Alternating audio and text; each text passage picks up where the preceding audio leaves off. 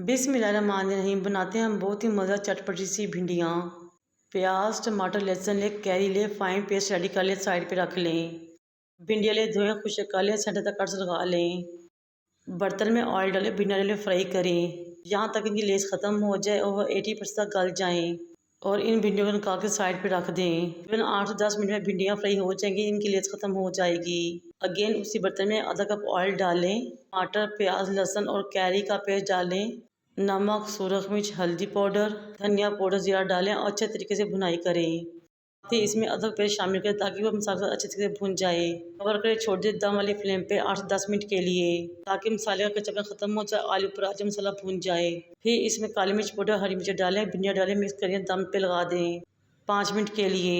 और ये लीजिए जनाब हमारी बहुत ही चटपटी खट्टी मज़ेदार सी भिंडियाँ रेडी हैं। मेरी इस मज़ेदार सी रेसिपी ट्राई कीजिए और मेरे चैनल को सब्सक्राइब कर दें।